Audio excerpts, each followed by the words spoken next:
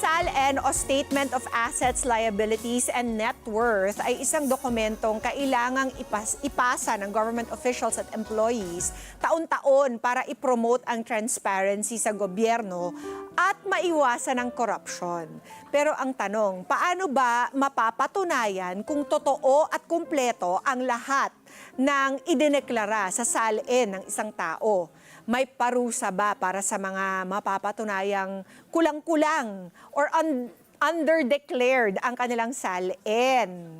Yan po ang ating aalamin kasama ang ating bisita nating lawyer na si Attorney Chelsea Ariza sa Legally Yours. Welcome back to the show. Hello, good morning. I love your energy, Attorney. Of course, maganda ang topic. Oo, bati ka muna sa ating mga Good morning, mga Kada. Okay. I'm back. Lagi natin naririnig tong SALN na to. Ito po ba, is there something in the Constitution or sa ating batas na provision that requires sino ang kailangan magpasa ng mga SALN? Okay, so yes, that's a good news, di ba? In the first place, in the Constitution, naka-enshrine yan na dapat yung mga public officials and employees kailangang maging transparent on their, di ba, mga assets nila and everything. And at the same time, there's this code of ethics for the public officials and employees as well na they need to submit it. And doon na nakalagay kung ano yung mga details. So basically, the Constitution provides that, yes, you need to do it, and the Code of Ethics provide the details. Okay, so you need to file this yearly. Yes. Assets meaning lahat ng mga ari-arian? Lahat. Tangible, intangible, pera, your position in certain companies. Okay. If you are a board even of direction, even if you are a board of director, you need to include that. Actually, even the loans, lahat. Credit, debit. Okay. So yung mga loans naman, mapupunta yan sa liabilities. Yes. And then kapag sinubtract mo yung mga liabilities from the assets, you will now get the N, which is the net worth. Yes, yes. Okay. So from the word itself, di ba? Statement of assets and liabilities. Oo. Okay. So every year, kanino po fina-file ito, Attorney? Actually, it depends on the position of the government official or employee na involved. So, for example, if you are a rank and file employee, sasabit mo yan sa CSC. Kung CSC is Civil Service Commission. Okay. So, kung ano naman, kung justice ka na Supreme Court, so sa Supreme Court mo siya kailangan submit. So, it really depends. Okay. So, there are certain government officials naman na sa ombudsman ang submission. There are also, when it comes to people in Congress? For Senate and people in Congress, the secretaries of the Senate and House of Representatives siya fina-file. So, it really depends. Ano siya, kumbaga nakakategorize siya. Okay. There is no one body that handles it. Pero there is one body that may investigate it. Okay. And that is the ombudsman. If they see some disparity, diba? Kasi parang yung mga yung mga bank accounts definitely dapat dinedeclare dyan. Tapos lahat syempre ng real estate properties. Yes, lahat. Okay, kung ganon, Attorney, bakit sometimes makikita natin napaka-lavish ng lifestyles ng ating mga government officials. And then, public knowledge naman kung ano yung mga salaries na tinitake home nila. So we see that there is a total disparity between the lifestyles they lead and the salaries that they're supposed to be receiving only. Yes. Bakit nangyayari pa rin yun?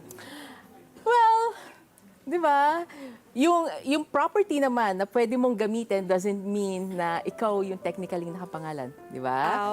So there are ways around it? Well, there are ways, di ba? Pwede mo ipangalan sa iba, di ba? Okay. Pero in SALN kasi, it covers yung spouse din at saka yung children mo below 18. Okay. So, kailangan mo declare yung mga properties, any assets and liabilities na nakapangalan din sa kanila.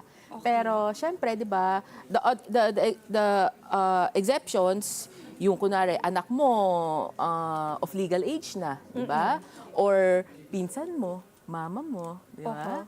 tito mo, di ba? There are ways. Hopefully, that is not the case. Pero, syempre, we need to look at the loopholes as well. Okay. So, kung nangyayari ito, it could be that they put it under the name of somebody else, or maybe the person in charge of monitoring is not doing a very great job. Well, maybe they are just shrugging it off. Again, we are just, di ba?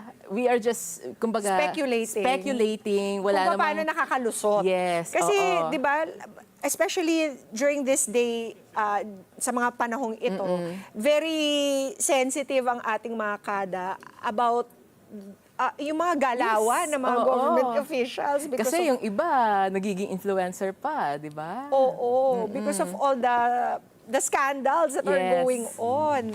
Kaya,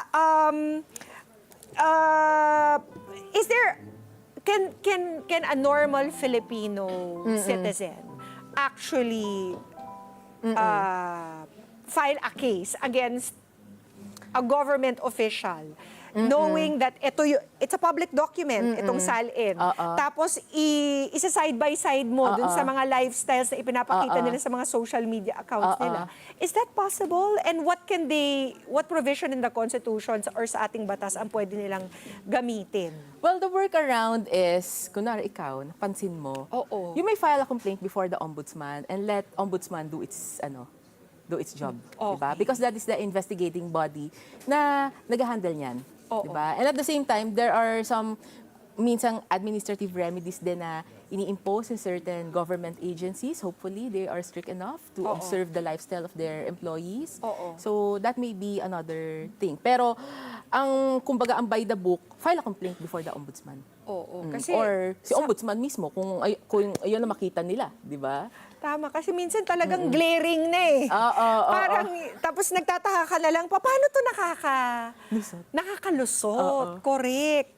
Ano ang possible repercussions kapag sila ay nalamang nagmi-misdeclare or nag-underdeclare?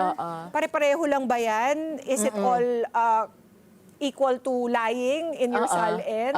Siyempre, depende naman siya, di ba? Kung ano talaga yung nakita doon sa dineclare nila. If we see that simple negligence lang, minor error lang, and the employee in question may prove in good faith na hindi naman niya talaga sinasadya yun, then there's no problem. Pero kung talagang harap-harapan, sadya-sadya na talagang gano'n ang... Medyo garapal na. Medyo garapal na, administrative. So, administratively, they may be sanctioned, pwede silang matanggal from their office. Criminally, they may also be held liable. Kasi that is a public document and at the same time, it must be under oath. So, kailangan papanotarize mo yan. Tama. Ayun siya. Maraming repercussions. So, hindi lamang pagkatanggal sa posisyon. Yes. Pwede rin siyang patawa ng criminal cases. Yes. For falsification of documents? Yes, Ganun ba yun, attorney? Pwede rin perjury kasi under oath. Okay. Yung mga government employees and officials lang ba? How about yung mga consultants? Okay. Yung mga sinasubcontract nilang mga iba pang companies or individuals?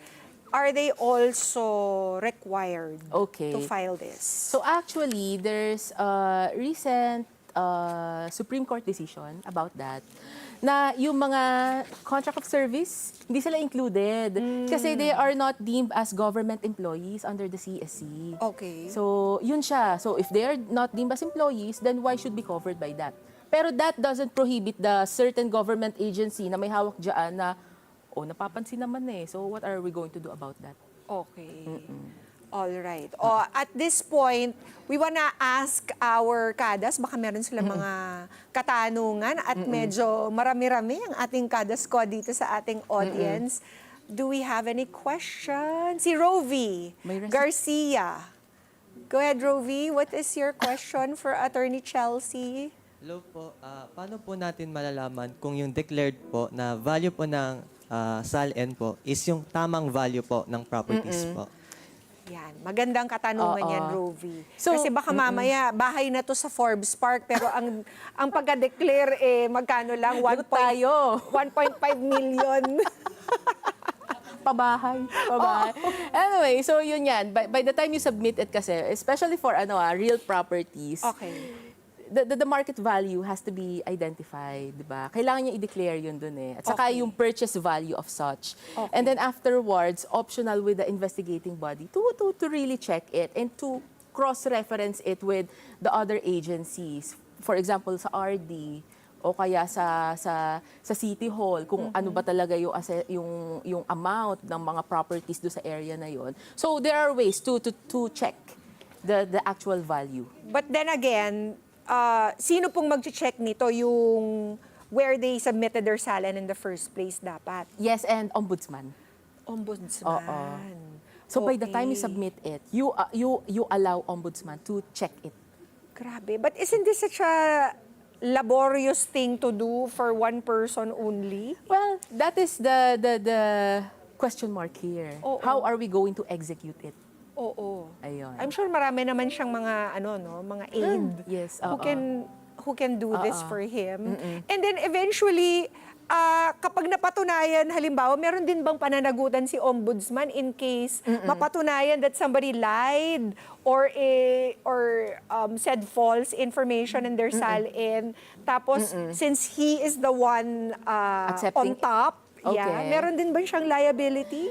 Kasi yung ano nila, yung obligation nila is more on ministerial, accepting the submissions, di ba? Oo. So same goes with the CSE and the other government bodies na kailangan mag-accept nun.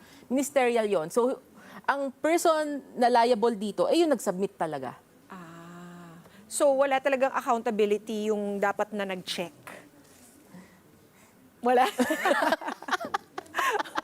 Okay. I think that speaks volumes already. Attorney. Naku Okay, po. next. Si Christine Esguerra would like to ask a question. Go ahead, Christine. Good morning, morning. po, Atty. My question po is, ano pong connection ng SALN sa tuwing may lifestyle check po sa mga government officials po? Kasi, okay, thank you for that question. Oo. So obviously, di ba, alam natin kung magkano sinasweldo ng mga yan. Yes. And mababangga natin doon, yung sweldo ba nila is equivalent doon sa lifestyle? Commensurate. Oo. Oo, Kung saan na- sila nakatira. Yes. Doon sa mga pinupost nila sa... Yes, yung sa mga affiliations Sokmen. nila, di ba? Sa mga minamaneho nilang kotse. Yes, yung mga ganong bagay. So, madali mo siyang ma-connect with each other. Yeah. Oo.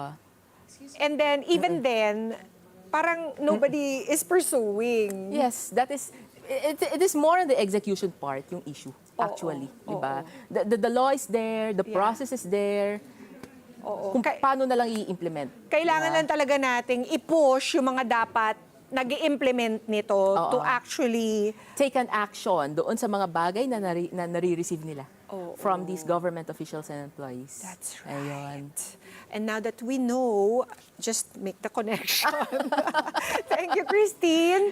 Sino pa? Is that Graymel? Graymel? Tama po ba ang pagkasabi ko ng pangalan? Yes po, Graymel po. Tama po ba? Yes po. Si Graymel Balcedo. Go ahead, Graymel. Attorney, required po ba ang supporting documents like deed of sale or receipt of properties na idedeklara po sa SALN? Yon, ganda.